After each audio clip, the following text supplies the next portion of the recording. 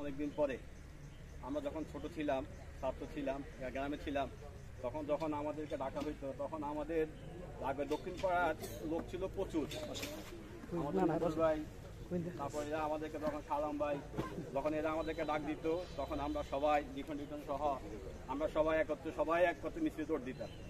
ছোট ছিলাম তখন, 91 সালের নির্বাচনের কথা মনে আছে, যে যখন আমাদেরকে ডাক দিত তখন আমরা সবাই ঝাঁপাইয়া পড়তাম।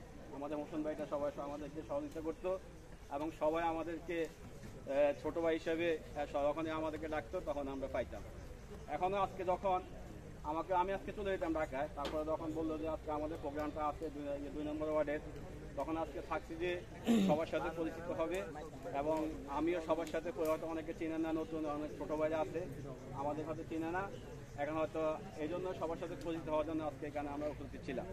তো এখন আমাদের মনসুর ভাই এবং আমরা অনেকেই যে আমাদের দলটা যে অগোছালো 2 নম্বর ওয়ার্ডে, সেটা আমার কাছে তাদের কথায় মনে হচ্ছে যে আমাদের দলটা 2 নম্বর ওয়ার্ডে আমরা এখনো গোছালো না। যদি আমরা সবাই দল মত নির্বিশেষে আমরা যদি জাতীয়তাবাদী পতাকা তলে জাতীয়তাবাদী দলের যারা বিশ্বাসী আছি সবাই একত্রিত হয়ে আমাদের সিনিয়র যারা আছে, দায়িত্বপ্রাপ্ত যারা আছে, সবার সাথে সবাই পরামর্শ করে যদি আমরা আমাদের দলকে গোছাই তাহলে আমাদের জন্য অনেক সুন্দর হবে এবং ভবিষ্যৎ আমাদের দলের জন্য আমাদের খুব ভালো হবে। এখনো আমাদের জাতীয় নির্বাচনকে নিয়ে দেশ বিদেশ এবং জাতীয় পর্যায়ে যে ধরনের চলছে, এটাকে প্রতিহত করার জন্য জাতীয় নির্বাচনকে প্রতিহত করার জন্য বিভিন্ন গোষ্ঠী এবং বিভিন্ন সামাজিক সংগঠনগুলো অনেকগুলোই জাতীয় নির্বাচনকে প্রতিহত করার জন্য তারা নেমে পড়ে আছে।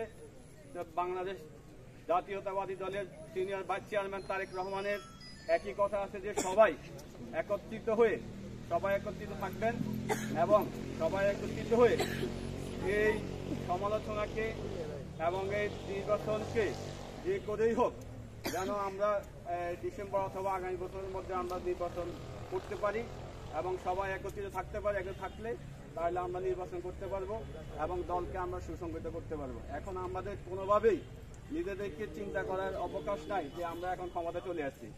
আমাদের এখন 5 তারিখের পর অনেকেই জাতীয়তাবাদী বিশ্বাসী যারা আছে তারা মনে করে যে আমরা এখন ক্ষমতায় বসে গেছি। আসলে আমরা ক্ষমতায় বসি নাই। এখনো বিএনপি এবং অঙ্গ সংগঠন বিএনপি নেতৃবৃন্দকে নিয়ে নানা ধরনের ষড়যন্ত্র চলতেছে এবং আমাদের নেতৃবৃন্দদেরকে অনেককে মাইনাস করার জন্য বিভিন্ন ষড়যন্ত্র চলতেছে। আমরা আশা করব এটাকে প্রতিহত যত একটা ওয়ার্ডের নেতা বেঁচে থাকতে এটাকে আমরা কখনোই সম্ভব হতে দিব না এবং আমরা সবাই একত্রিত হয়ে বিএনপির পক্ষে কাজ করব এবং আমাদের এলাকাতে বিএনপি আমাকে যখনই যে কোনো প্রোগ্রামে ডাকবে আমি যে কোনো ধরনের সহযোগিতা করব এবং চেষ্টা করবো আপনাদের সাথে বরাবরের মতো এবং ভবিষ্যতে আপনাদের সাথে থাকার জন্য আমি চেষ্টা করবো। আর যে কোনো সমস্যা যদি আমার কোনো সহযোগিতা লাগে আমি আপনাদেরকে সহযোগিতা করার জন্য চেষ্টা করবো। এই বলে আমার